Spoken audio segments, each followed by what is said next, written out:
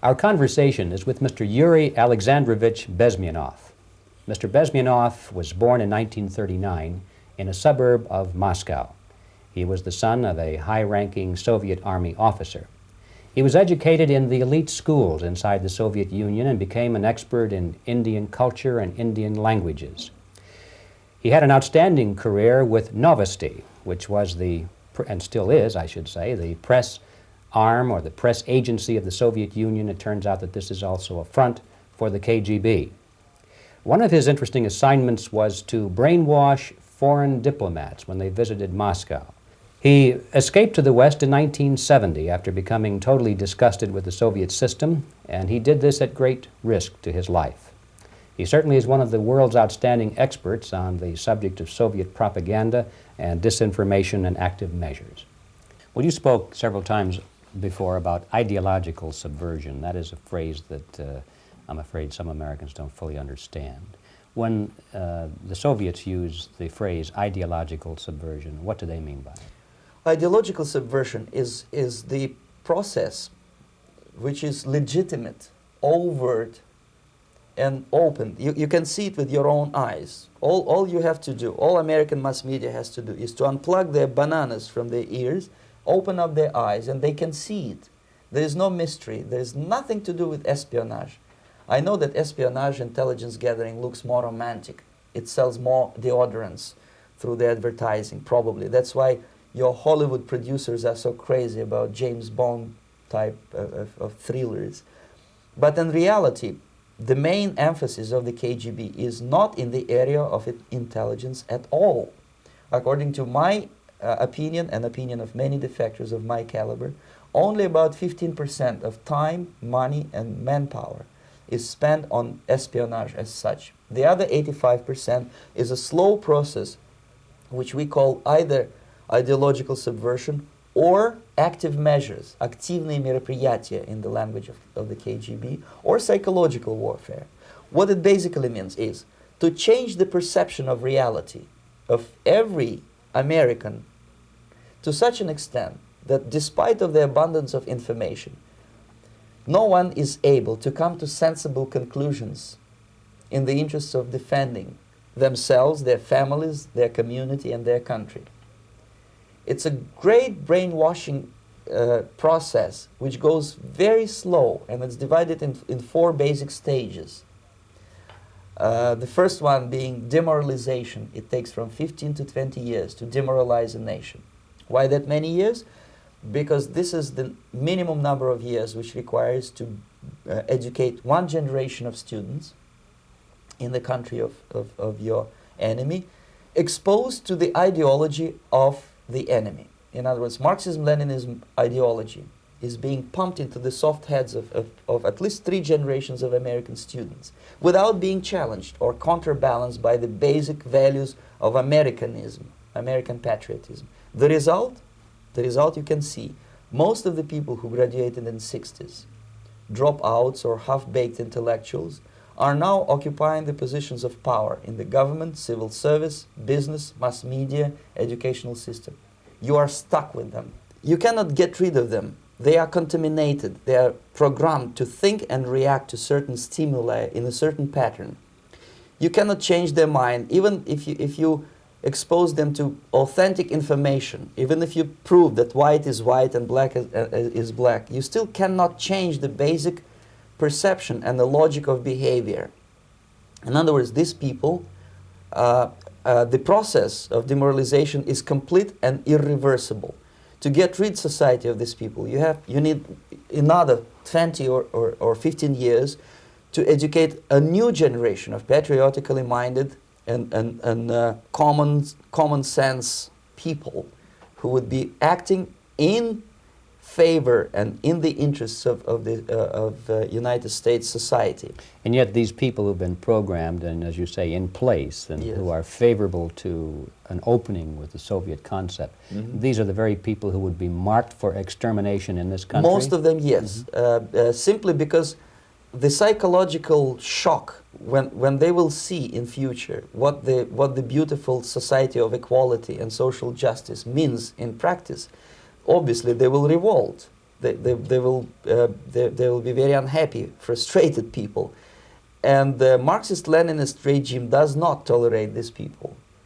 Obviously they will join the links of dissenters, dissidents. Yes.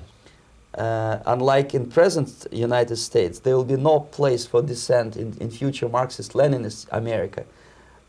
Here you can get popular like Daniel Ellsberg and filthy rich like Jane Fonda for being dissident, for criticizing your Pentagon.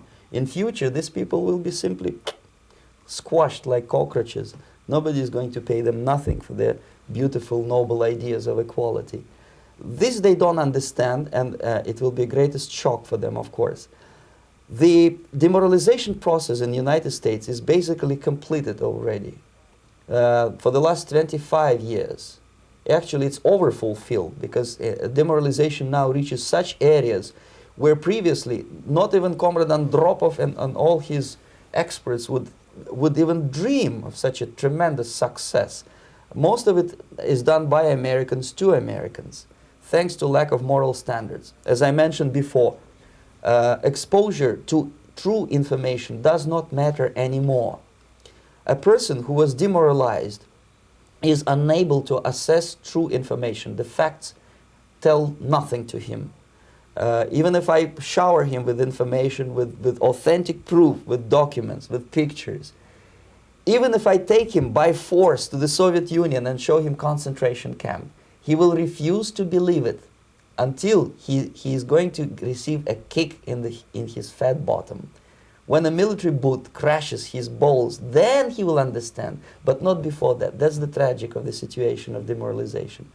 So basically America is stuck with demoralization, and unless, even if you start right now, here, this minute, you start educating new generation of Americans, it will still take you 15 to 20 years to turn the tide of ideological perception of reality back to normalcy and patriotism. The next stage is destabilization.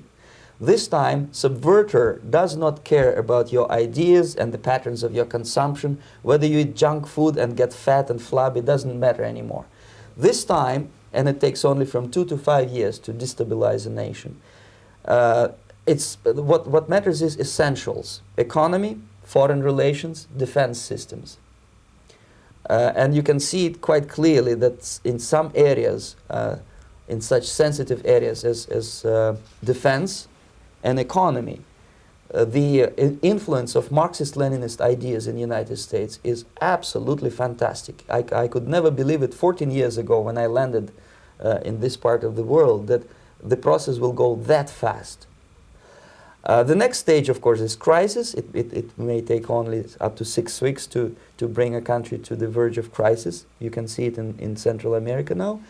And after crisis, with a violent change of power, structure, and economy, you have so-called the period of normalization. It may last indefinitely.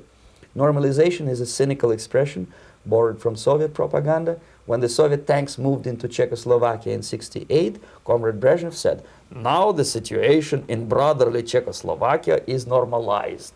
This is what will happen in the United States if you allow all these schmucks to bring the country to crisis, to promise people all kind of goodies and the paradise on earth, to destabilize your economy, to eliminate the principle of free market competition, and to put a big brother government in Washington, D.C., with benevolent dictators like Walter Mondale, who will promise lots of things, never mind whether the promises are fulfillable or not.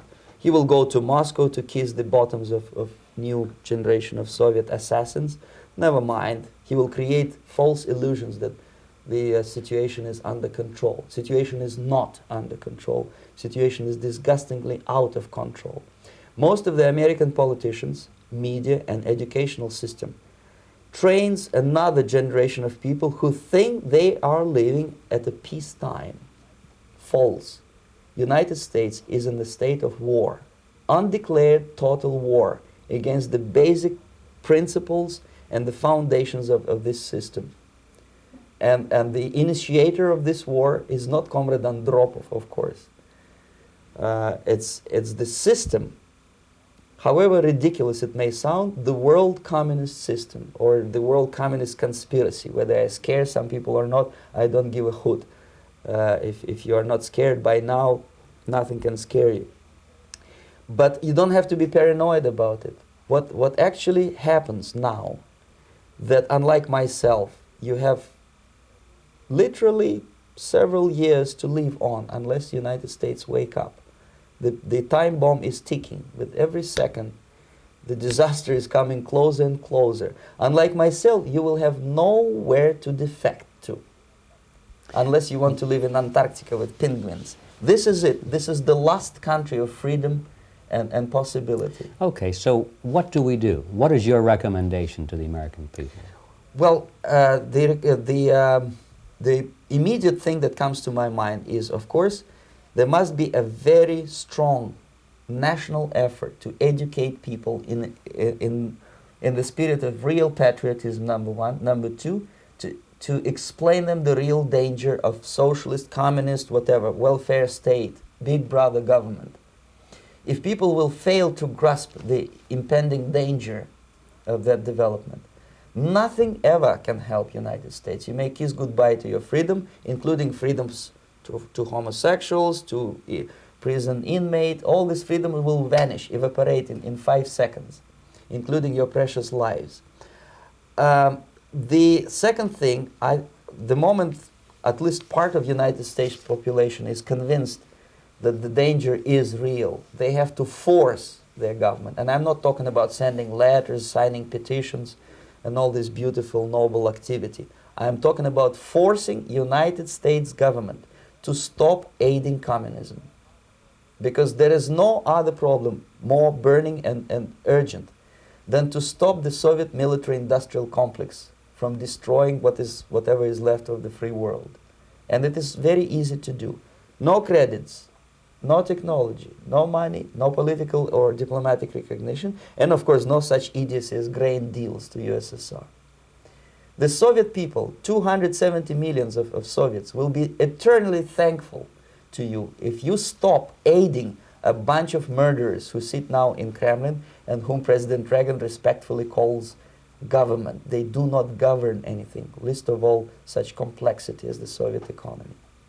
So two very simple, maybe too simplistic answers or solutions, but nevertheless, they are the only solutions. Educate yourself, understand what's going on around you. You are not living at the time of peace. You are in a state of war, and you have precious little time to save yourself. You don't have much time, especially if you are talking about young generation. There's not much time left for convulsions and sexual masturbation to the beautiful disco music. Very soon it will go, just overnight. If we are talking about capitalists or wealthy businessmen, I think they are selling the rope on which they will hang very soon. If they don't stop, if they cannot curb their unsettled desire for profit, and if they keep on trading with the monster of the Soviet communism, they are going to hang very soon. And they will pray to be killed, but unfortunately they will be sent to Alaska probably to manage industry of slaves. It's simplistic. I know it sounds unpleasant. I know Americans don't like to listen to things which are unpleasant. But I have defected not to tell you the stories about such idiocy as microfilm, James Bond type espionage. This is garbage. You don't need any espionage anymore. I have come to talk about survival. It's a question of survival of this system. You may ask me, what is it in for me? Survival, obviously, because unlike, as I said, I am now in your boat. If we sing together, we'll sing beautifully together. There is no other place on this planet to defect to.